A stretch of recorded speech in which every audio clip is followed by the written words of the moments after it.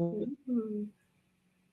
Welcome, everybody. Welcome to Her Money and Investing Show with yours truly, Jessica Perrone, founder of HerFinIQ, where we're making money and investing concepts fun and approachable. For more information on my course offerings, please check out my classes at HerFinIQ.com. Here at HerFinIQ, we have an amazingly supportive community of women.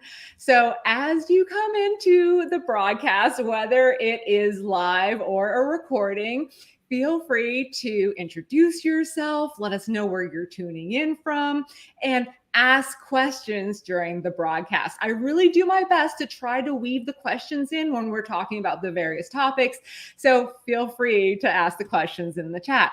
If you are watching this through the recording, still put your questions in the chat. I do see alerts and notifications on questions, and I personally will answer them. Yes, me, I will personally answer them for you. So, one more thing I wanted to ask you guys. I do love feedback. So let me know how I'm doing. And also if there's any personal finance or investing topics that you want to know more about. Yes, also put that in the chat, or feel free to DM me or IM me or however you want to get in touch with me. Today's topic is so you want to buy a house. And I have an amazing guest speaker here today.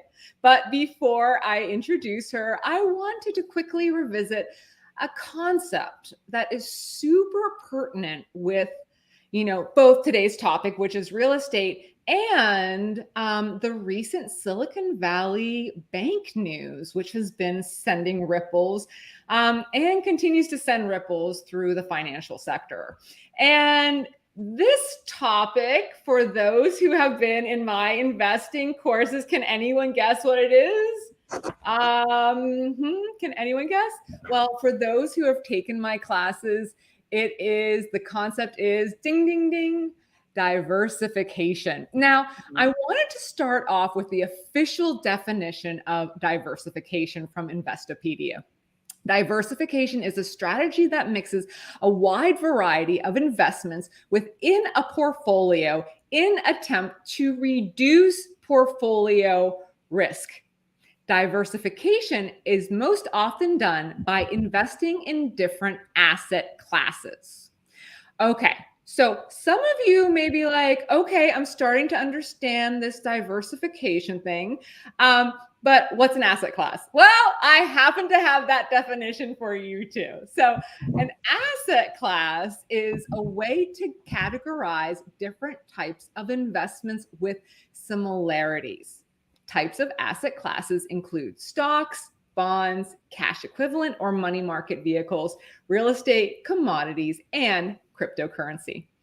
In my Stocks for Beginners and Intro to Stock Market Sector classes, you'll hear me talk about diversifying across sectors and industries, as well as with companies of various size and market cap. Investing in different sectors can help you weather the ups and downs of the market.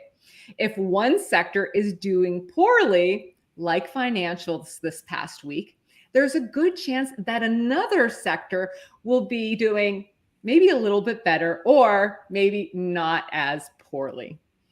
There is another way to look at diversification as well.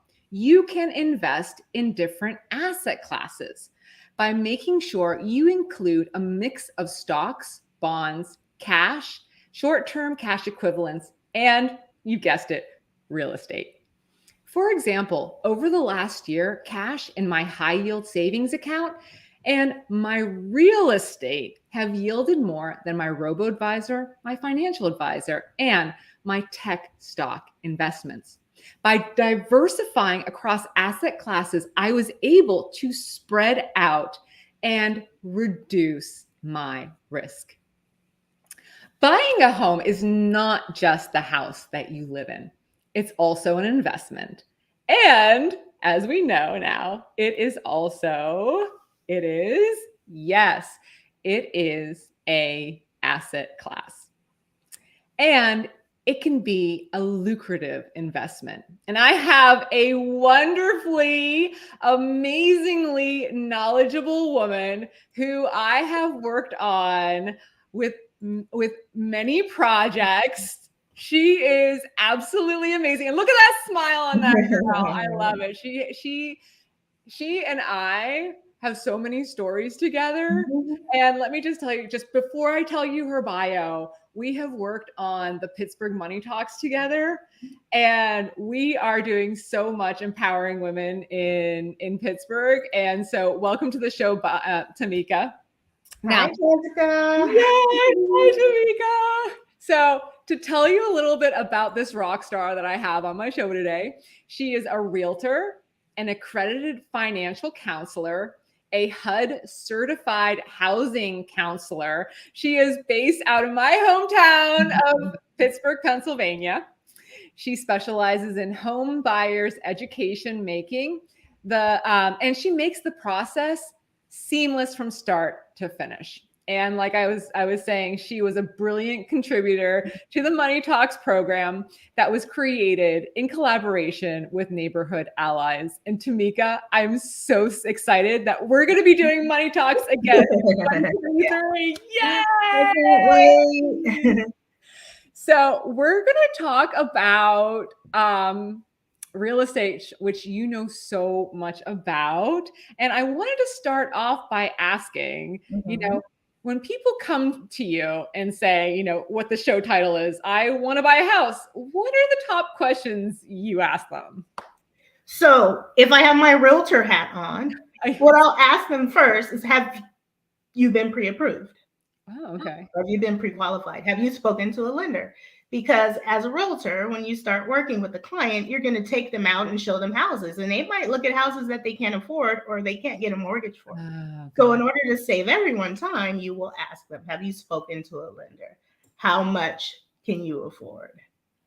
Oh, okay. So now, you know, is there a way that you can kind of estimate without talking to a lender, kind of estimate how much house you can afford? Yeah, there's so many different tools online. You know, I recommend that most people will go on something like Zillow, right? And Zillow actually has a function or a feature where it gives you what they call a Zestimate, you know, of your monthly payment, an estimated payment. And you can personalize that by putting in how much you plan on putting down, an estimate of, you know, your mortgage credit score, and it'll tell you what your monthly payment would be. And so from then, you know how much of a monthly payment you can afford if you're doing your budget, you know, your own budgeting and stuff. There's also smartasset.com, which is another tool that allows you to put in specific information. Maybe you know the house and the area, and it'll calculate property taxes and give you a number, you know, your mortgage payment plus your taxes and insurance. And it'll give you that number and you decide, does that fit into my budget? So there's some simple basic ways you can do that, you know, before even going to a lender. Now, I actually cheated a little bit. You sent me a couple links beforehand, and I just put it here on the list here, and so you guys can see it in the chat. Now, I guess my next question for you is, you know, what are some other things that you sort of want to think about financially? Like you're going to the lender, you're looking at Zillow for the estimates, you know, are there any things that you should like be thinking about your finances? Well, what I recommend, you know, now I'm going to go to the financial counseling side of it. You know, I tell people there are maybe about 5 main things that a lender will look at, right? They'll look at your employment history. You know, they want to make sure that you're not job hopping every other month or something, right? They'll look at your income because that determines, you know, whether or not you can afford this housing payment. They will look at your mortgage credit scores. They will look at your debt to income ratio. And I know, Jessica, you're going to get into this. We're going to get into this a little bit later. And they'll look at your cash reserves because you might have money for a down payment, but that might exhaust all of your liquid cash. And no lender wants to see that happen, because then you become a higher risk. So you need to take stock of your financial picture, right? Before you even, I would suggest before you even start looking, just know where you stand. Yeah. So you're familiar with my financial ducks rules, right? Yes. So I kind of feel like, and I talk about financial ducks, getting them in a row before investing in the stock market, but it seems like they're quite pertinent here to investing as well. Yes. Yeah. I think they're kind of universal laws on how to manage your money, and it starts with self-awareness, right? Where do I stand? How much debt do I have? Can I fit another debt payment into my monthly budget? Do I have stuff? Do I have emergency accounts? Do I have reserves? Life happens, right? Sometimes you have to move. So you might want to ask yourself, am I ready to become a homeowner? That means I'm going to plant myself here. Most mortgages are 30 years. That doesn't mean you have to stay there for 30 years, but it's permanent. So, and I've never thought of it like that, Tamika. You're absolutely right. And I also sort of have a theory that, and I hear that investing in real estate is similar to investing in the stock market. You want to think of it long term, but I never thought of it long term because you're setting roots there, right? You're investing long term in a mortgage. This is a place, you're investing in a location that you're going to need to stay in, right? So and it doesn't have to be your forever home. You don't have to like live and die there forever. You know what I'm saying? But there's so many, and we're going to get into this in more detail. There's so many upfront costs.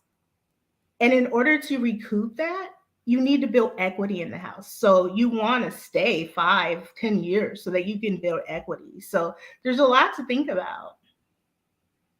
And we were just talking about like mortgages, right? And we were talking about lenders.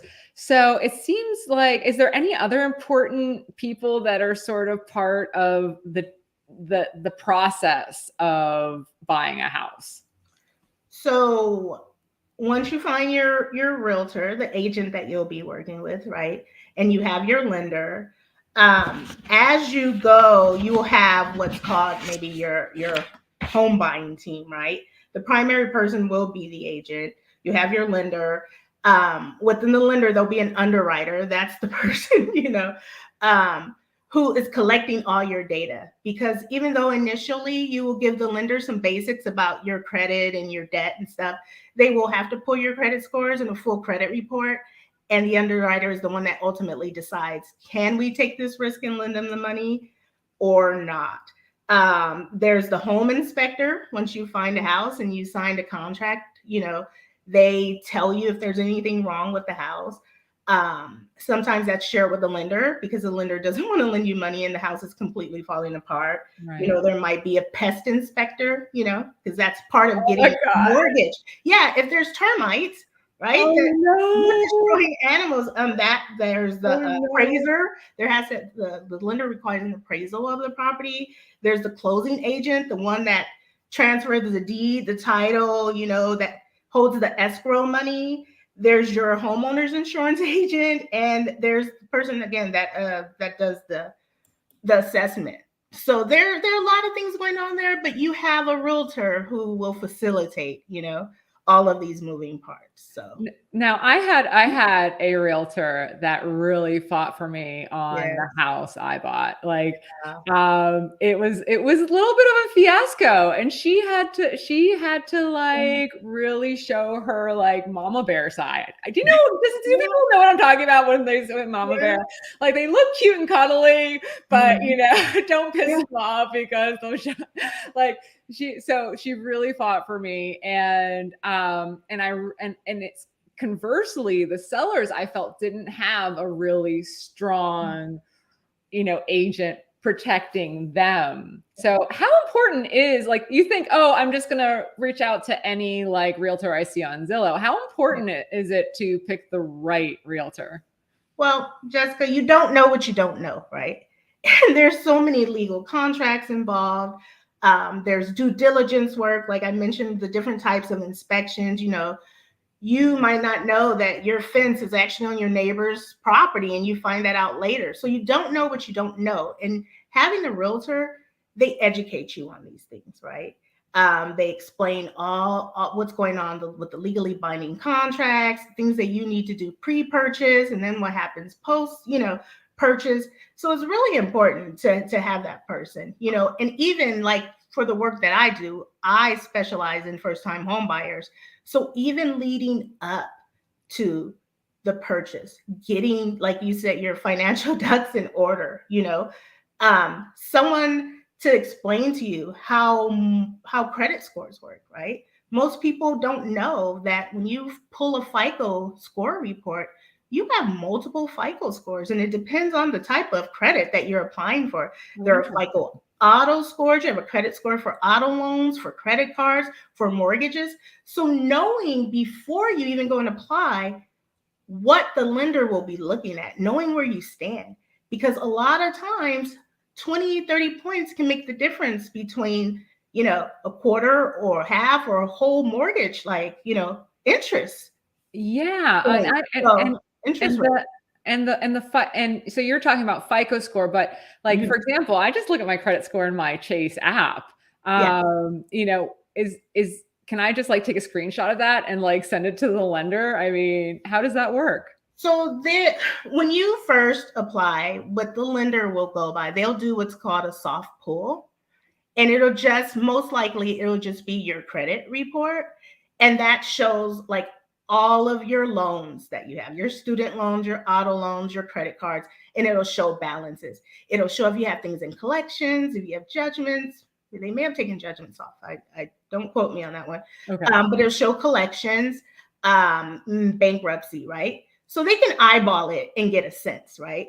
But then when you finally go and submit the loan application and it's ready to go to the underwriter, they will actually pull your scores. And your score will determine the interest rate that you get and ultimately whether they'll lend you money. Now, some of the resources that I sent you, Jessica, one of them being that the FICO T-score and the Vantage 4.0 are really being pushed as like industry standards for mortgages, determining, if a lender is going to give you a mortgage. And I also have Chase, that credit journey, and I found that they use the Vantage 3.0. Now, according to Vantage, the 3.0 is comparable to the new 4.0, which I don't think is available for consumers just yet. But I think lenders, they have their own rules where you can't screenshot it. It's not considered official. They will have to get your permission and they will have to pull your credit. But it's a good starting point for you to get a sense, hey, here's where I stand. The one thing that I like about my FICO score report is that there's a pullout chart and it'll have like whatever you pull the report, it'll have that day's interest rates. And it'll have your mortgage score on the side. And it will say, based on your score, if you applied for a mortgage loan today, you would probably get this rate. Knowing before you even apply, because once you start applying, if you don't do it all within a certain period of time, those become hard inquiries, and you take a couple points. And if you have a sensitive, credit score, a couple of points can make the difference between interest rate, So. Yeah, for sure. Now, I'm going to go a little bit off script here. Okay. Just a little bit off script here. Okay. Because, there's a couple things you don't want to do since we're talking about credit scores. We're kind of jumping around. We'll come back. We'll come back to the other home costs, like the money pit, pit. We all know that movie, The Money Pit. But I just want to talk about this really quickly. What are like the top 2 things you don't want to do before pulling a report for your mortgage? You mean with your money? Yes. Or, don't quit your job. that too. Don't take out new debt. That's where I was going. Don't buy a car and don't open up any more credit cards, right? Don't co-sign after you buy the home, right? Yes, even when you co-sign for people, that shows up as new debt, even though you might, So Yes, for Yeah. sure. Oh my goodness. And co-signing is a whole nother show. Yeah, that is We're gonna talk about that in another show. okay. Yes, where women should advocate for themselves and really think about the implications of co-signing for any kind of loan Mhm. whatsoever. Tamika, I might need to have you back just to talk about that subject. Okay. Okay. Yes, I think that's how I'm gonna have you come back. How women can protect themselves Yes. and their credit scores and different ways it can go awry. I think that could be its own show for sure. For sure. Definitely. Okay, but I know that you bought your own house, right? Mhm. And this house had there's the fixed costs, which are your closing costs, Yes. and there are variable costs that kind of happen afterwards, right? Mhm. That happen after your closing and whatnot, or even during the closing process. So you want to talk about fixed, and then we'll go into some entertaining stories about some variable costs. Well, I don't necessarily call them fixed or variable because they all change. There's some that are you have to pay for, and then there Oh, are things okay. that are optional. And then there are things that you can shop for. For example, people might think all I need is the down payment, and I've saved, $15,000 for a down payment. But there are closing costs, right? This includes the lender's application fee. Sometimes if you don't have the best credit score and you can't get the best interest rate, you might want to pay down the rate. So you might have to pay for points.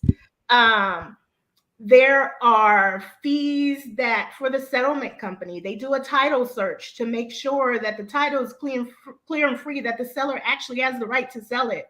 It doesn't belong to someone, someone else. They're prepaid. Usually you have to pay. It can vary, but sometimes they want to put in escrow, your lender, um, a year's worth of property taxes and homeowners insurance. So those are prepaid things. They're non-negotiable. And again, it depends on your state and where you are, so your realtor will go into the details. They usually give you what's called a closing estimate, but your lender always gives you a closing disclosure. And Oh, they God. have a breakdown line by line, like what everything is costing you to close.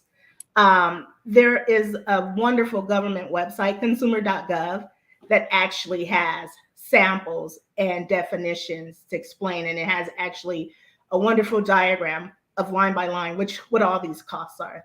There are a lot of fees involved, and sometimes, even when you're buying, usually the buyer doesn't pay their realtor commission, but that could be negotiated, and sometimes you're paying your realtor like other fees. So knowing line by line where all these fees are coming from and the amount you really need to close is usually more than your down payment.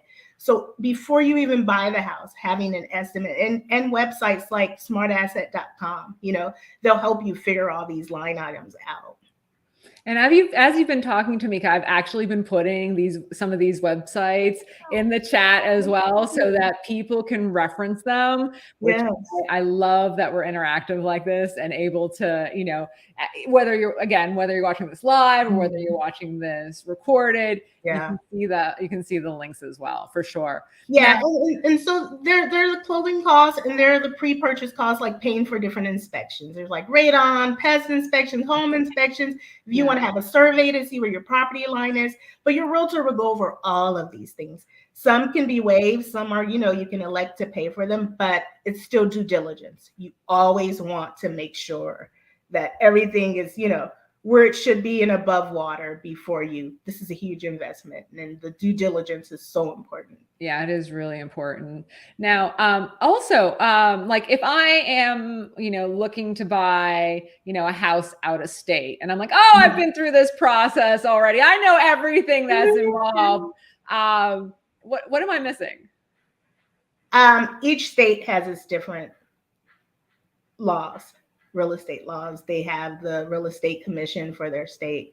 There's some federally regulated things, and a lot of times that's more on the lending and money end, but there's some things like radon and just environmental, protection things. And your realtor will explain. The realtor, is licensed in whatever state where you're buying. I'm someone who has owned homes in 3 states.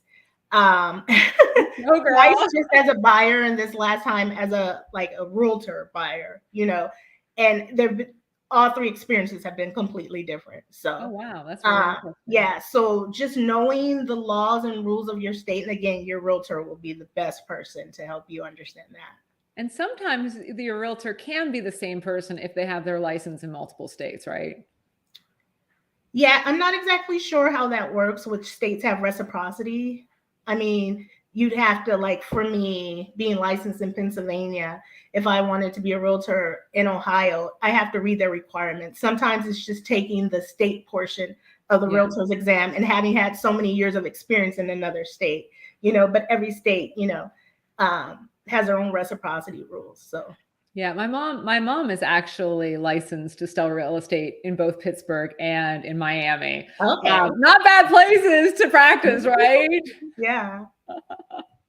Oh my goodness. So I know, okay, so what would you call, like I was saying, variable costs, like those things that you're not quite sure, that aren't on those closing lists, but you close on the house and you're like, oh, I have these costs now. I mean, what would you call those So then? after you close? Yeah, after you close, like those like day one in the house costs, like that Oh, are surprises, oopsies. there's sometimes costs to have utilities turned on.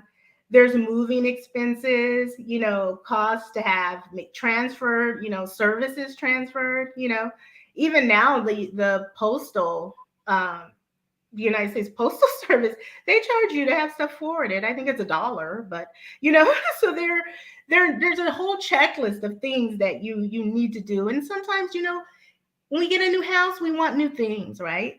Or you might have a bigger house, or you need new furniture you never had. Maybe you were sitting on old milk crates or a You stole beanbag. my idea. That was like percolating here. I was good because when I started.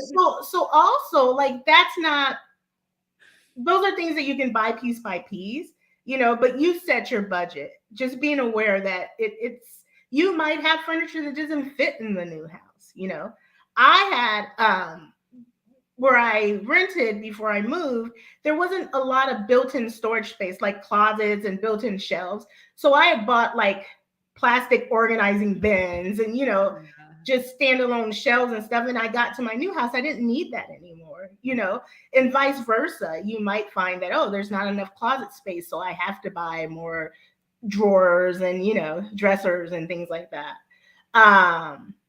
There's a lot, depending now, most people, if you're buying for the first time and you used to rent, well, the landlord paid your water bill. I'm not sure how it is in all states, but, in Pennsylvania, most renters just pay their gas and electric.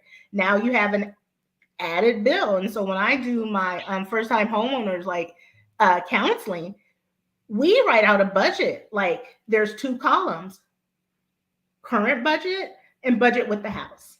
Yes, And there's so many yes. websites where you can get information. You can find the average electric bill for this many square feet, of a house. So you can kind of estimate that.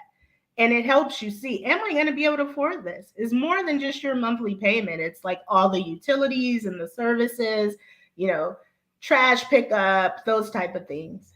Yeah, I'll even, okay, so like when I bought my house, I moved in and I had nothing. Literally, I had my clothes and I walked in, I'm like, oh, I have to furnish this. No joke. My daughter and her friend were eating on the steps because I didn't have chairs for them to sit on. But they made do. We had a big sleepover in sleeping bags. It was awesome. Yeah, and that's if it's turnkey, move-in ready, right? Some people have to do some things and they might have to have a storage unit or that's true. That's true. I didn't even think about that. Yeah. But I was so and it surprises people that I drive a minivan. I am a little it does surprise people that I drive a minivan, but I love the utility of it. And so because I had a minivan, I was able to use Facebook Marketplace and like just throw furniture in the back of the minivan and then like bring it home. Like my daughters and I, like depending on how big the items were, I also designated which daughter had to go with me. Yeah. for like heavy lifting and everything. Yeah, Yeah. it's what memories are made of, right? But I also saved a significant amount of money because furniture is really expensive. And especially now, I think, Yeah. with the pandemic slowing down production and then materials were harder to come by. And so the price of everything went up. Yeah. And it adds up. It adds up. So just Yes. knowing and start shopping now, not buying it necessarily, but getting an idea. You Yes. might have more windows, and that's what I'm working on now, getting blinds for my place. I have these paper blinds that are annoying. They're like these accordion blinds. I'm like, I need something that just, yeah. So it's a lot. It is a lot. And But with awareness is the key, though. It makes it so it much easier. Being does. aware of what you what's non-negotiable costs that you'll have to pay, to close on the house, and then things that you can space out. You don't need to furnish your dream furnishings right away. You can plan and budget for them. You're absolutely right. However, there are certain things that you don't always plan for. And that's when you need one of my financial ducks, which is an emergency fund, right? And I know firsthand because my water heater basically exploded in my basement and it was such a large cost. And because I had an emergency fund, I was able to afford the emergency service, right, in the middle of winter to get it replaced, and also like to not have to put on my credit card, to not have to pay a high interest on that emergency because it's something I had to have. So like I feel like emergency funds are also not talked about a lot, but are so important for those unexpected costs. Especially when you're a new homeowner. A lot of times sellers will include a home warranty that covers some of those things, right? You have to look at your home warranty policy. And that helps, right? So it's like within a year of you buying this, if these things go bad, then they're covered, but knowing what's covered. And then also knowing, like you said, having we have emergency funds, but having a home emergency funds, one of the things that I teach in my home buying education workshops is get some kind of journal. Understand how often you need to change the furnace filters because that will, prolong the life of the furnace, regular maintenance as well, right? Have a maintenance plan because if you're not taking care of it, it's like a car. If you're not having regular maintenance, then it will break down and it will cost you more. And once you get that basic, like having an account for home expenses and a home, emergency plan, start thinking long term. I know a lot of elderly homeowners who need new roofs or need new windows, right? Things are just falling apart. Find out what the life expectancy is on the type of roof that you have. It might be 25 years and start now. Maybe you'll put aside $10, $15, $20 a month. And so in 25 years, you don't have to borrow against your house or take out debt. You have money for a new roof. So that's further along the line, but it's a lot to think about. But it starts with, like you said, getting your financial ducks in order and understanding and planning for things, right? So you're not hard and you end up in debt. Yeah. So any funny? I know that you also bought a money pit. That's the word on the street here. Do you have any funny stories as we close up here? I wouldn't necessarily call it a money pit. Pittsburgh's a really old city, right? And so just even the infrastructure, like sewer lines and things are old, right? And they fall apart. There's some things that I'm worried about, but particularly there's a family of groundhogs that have been everywhere under my house and trying to figure out the best way to evict them. There are rules and ordinances on how to treat wildlife in the area. And you have to be humane about it. But at the same time, I don't want them doing any damage. So it's like I see them when, a lot of their tunnels are by like the side door of my house. And that's like where I park my car. So I see them out there and I see them poking their head out and they're just like, I try to close the holes up. So it just, They're pests in that sense, and just being strategic. Your home is your asset, right? The longer you grow that asset, the more you take care of it and put into it, it's going to pay off in the long run. And there are many factors, external, like environmental factors, that can cause a threat to your home. Sometimes it's a tree falling, a big branch crashing into the roof, or it could be weather, it could be pests, that that invade your home. And so I have my battle going on now with the groundhogs. Yeah, and also I did not expect to find them as neighbors. No,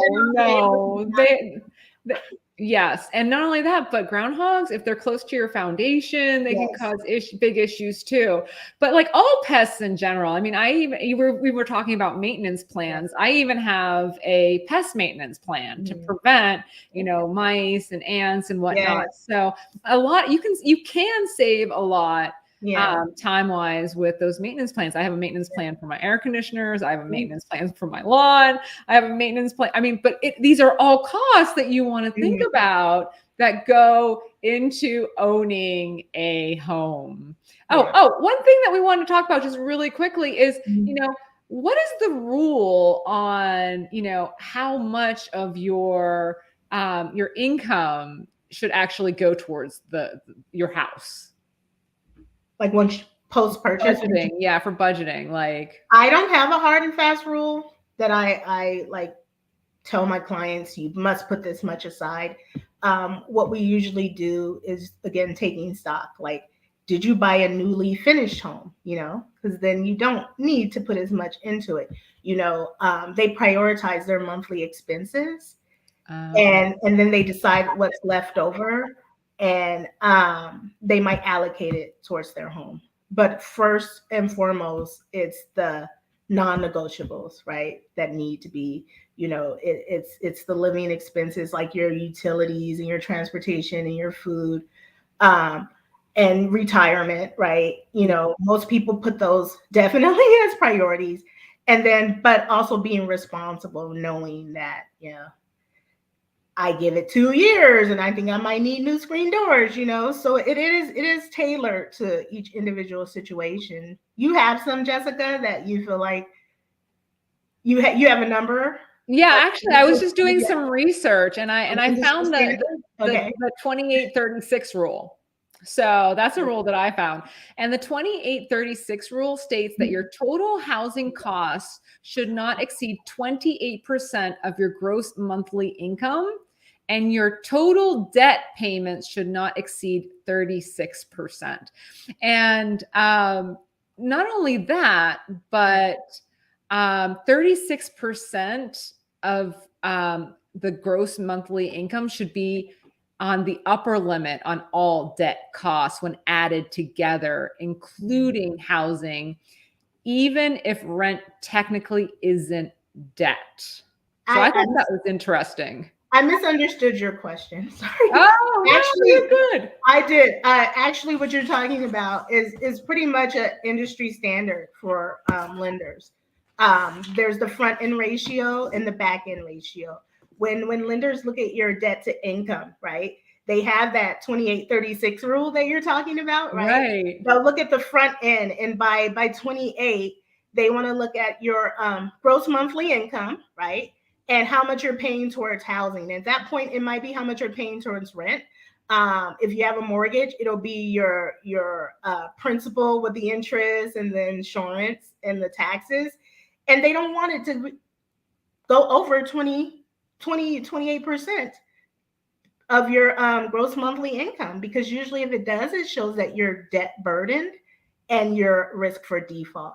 And so in the back end of that, it's combining your housing payment, that mortgage, the principal, interest, taxes, and insurance, with all your other debt obligations, like you said, and that's all like student loans, your auto loans, your credit card monthly payments, adding that all to your housing payment.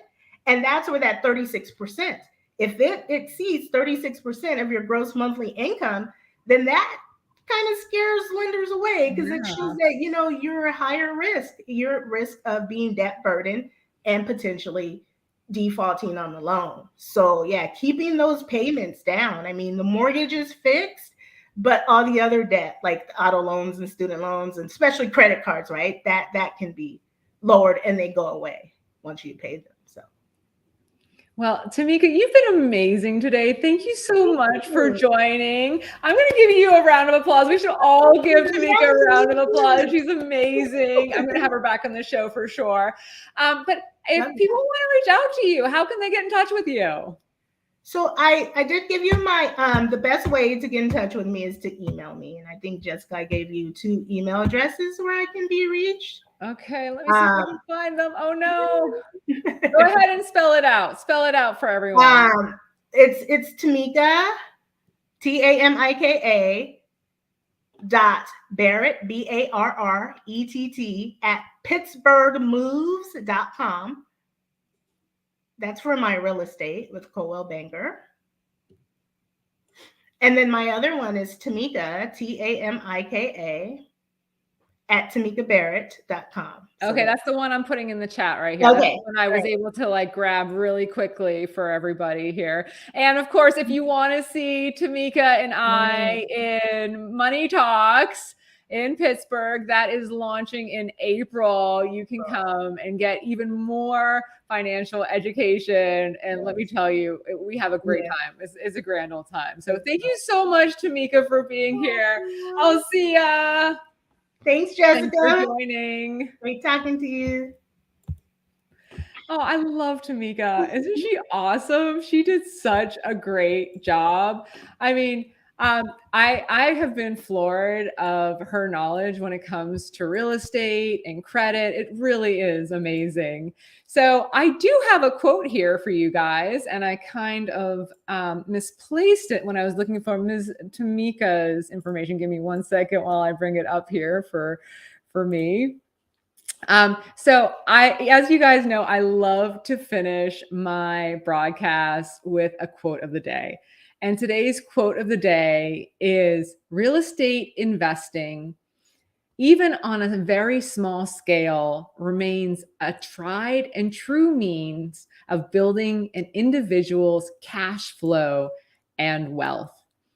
That is from Robert Kiyosaki, who is the author of Rich Dad, Poor Dad series.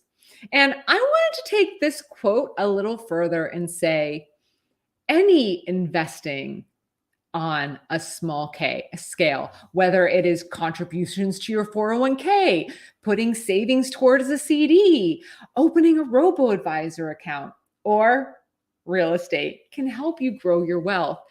And also, when diversified, helps you reduce your risk. You may be overwhelmed and feel apprehensive about learning the language of investing, but baby steps, you can do it. You're doing it just by being here today. In closing, I'm amazed at the community we are building here at HerFinIQ of women committed to financial health, growth, and freedom. In 2 weeks, on March 30th, I'll be hosting Lisa Crosta, Director of Wealth Management at BPP Wealth Solutions. We're still working on that topic, but stay tuned and save the date. And should you wish to take your money and investing journey outside the show, check out my personal finance and investing classes at HerFinancialIQ.com. You can also sign up for my mailing list to be notified of upcoming shows, interviews, panels, workshops, and of course, follow me on social media. Again, I'm Jessica Perrone, founder of HerFinancialIQ. You have been watching the Her Money and Investing Show. Together, we're learning to build wealth. Have a great day. Thank you for coming. Thank you for watching. Have a wonderful day. Bye now.